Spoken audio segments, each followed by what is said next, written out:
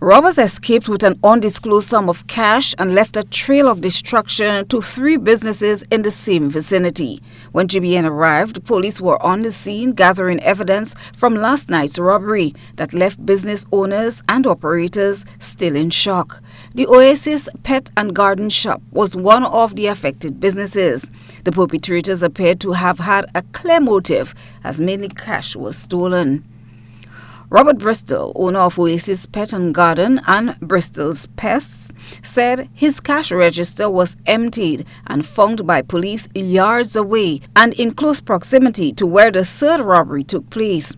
Bristol said the security measures he had in place didn't seem to deter the criminals. Well, when the staff came this morning, they saw one of the doors was pried open, and they called me and told me it seems like there was a break-in. Because based on what they saw when they went inside is that things were thrown all about the place and shuffled all about the place, which wasn't normal, because that's not how they left it. Well, a couple of items went missing. We missed the cash register and a safe, cell phone, company cell phone. In both in the safe we had checks, monies. In the cash register we had monies as well. So both all went missing, and as I said, most importantly, the cell phone. It's not about the value of the phone really, but that's what we use to get in contact with our farmers. And as I said, it's very, very disappointing because the glass door of the osteopath clinic in Westerhall was shattered as thieves gained access to the business. Sonia Roberts, who is an osteopath, is still shocked by the ordeal. She told GBN she was notified by a tenant living in the building. For 10 years, she said, she felt safe until last night. I saw the glass. There was lots of glass outside as well as inside. I didn't come inside straight away because I was advised to wait for the police to come. We were hoping they'd be able to do maybe some fingerprints and get some more information, and luckily when they came they did. They were able to do that.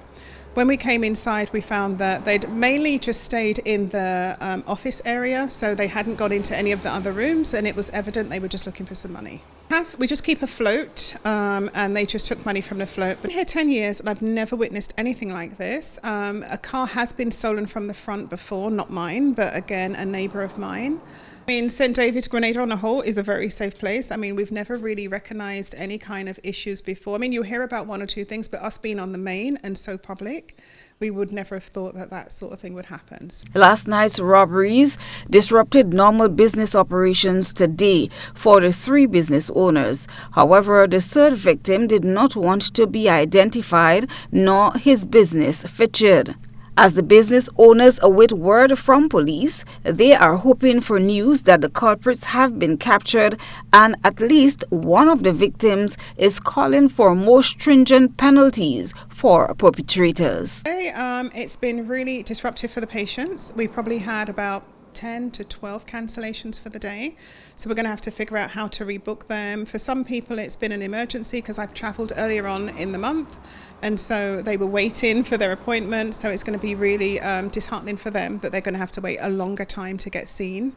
Obviously financially I'm going to have to pay for the repairs to be done, and it's just going to be very disruptive. Criminal activity is never something that you want to encourage.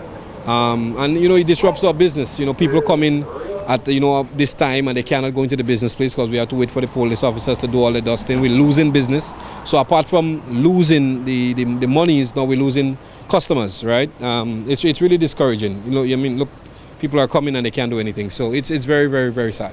For me, I will say there should be stiffer penalties. There is nothing discouraging people from stealing, and to break a place is not just, okay, you meet at $5 on the ground and you pick it up. This is literally planning to distress people, and the courts have to do something. The laws have to be amended to serve a greater purpose. I think that, as I said, the police could just do what they can. They're peace officers, but I think the laws have to be amended to send a very strong message. Christina John, GBN News.